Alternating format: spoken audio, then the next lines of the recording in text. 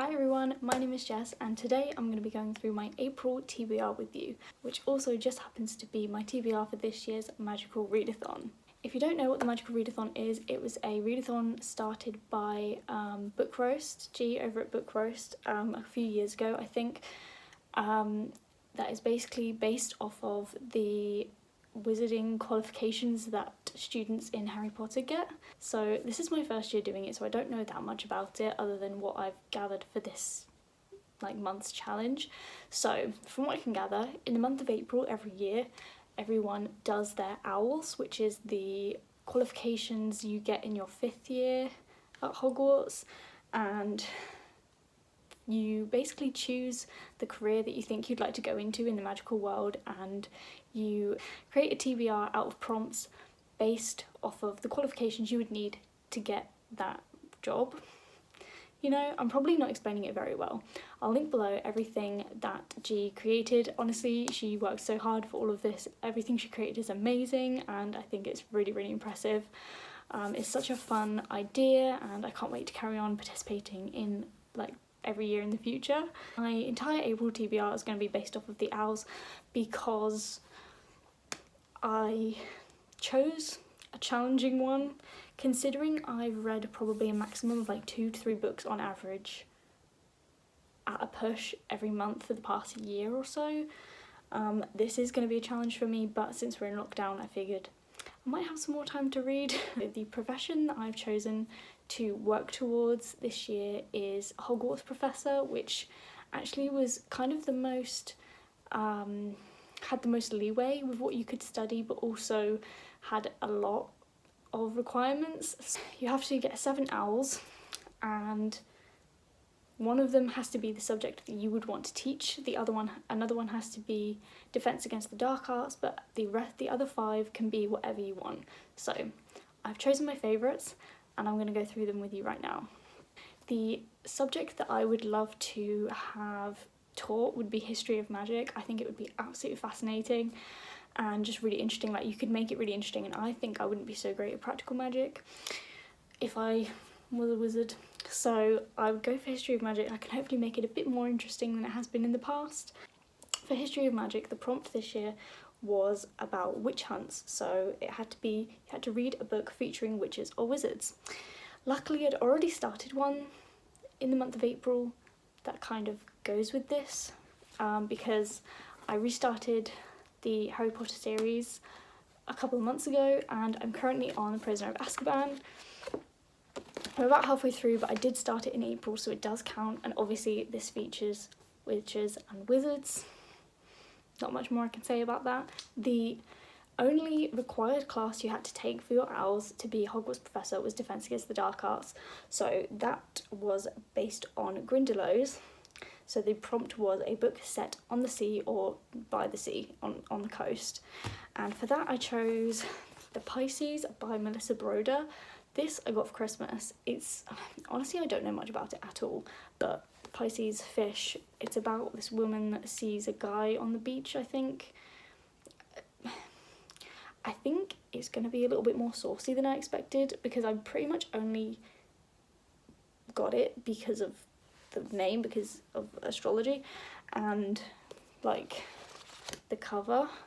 So I don't know, I guess I'll keep you updated with that one. I'm a little bit skeptical, but it's really small, so hopefully I can get through it really, really quickly. Okay, and now on to the 5 subjects that I chose myself that I wanted to do. I half chose them for the actual subjects and I half chose them for the prompts because I suck, but the next one is divination. I would absolutely love to study divination. I think it would be amazing. I'm really into tarot and witchy stuff anyway, so I think I'd be pretty into it.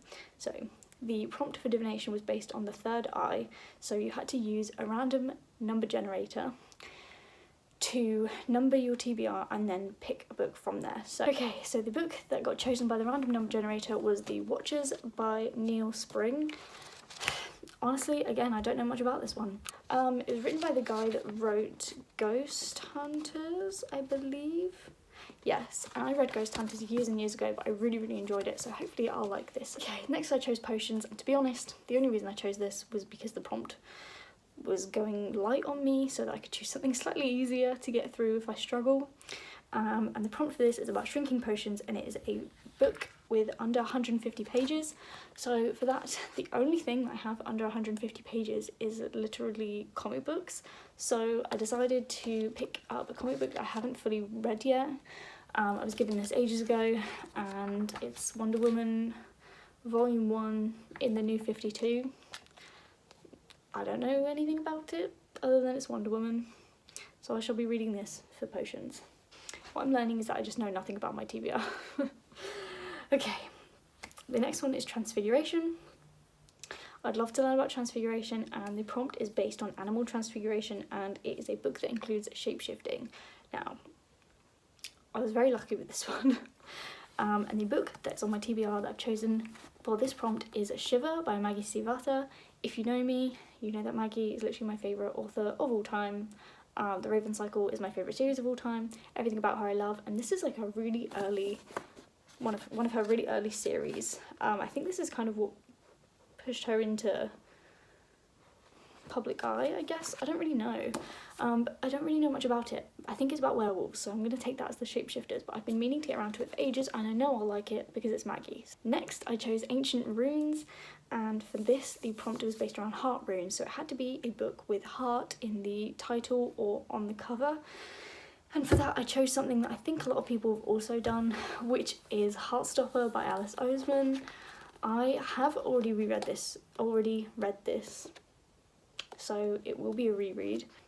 Heartstopper, if you don't know, is a cute contemporary romance between two boys at a British school, and it's just adorable and heartwarming and amazing.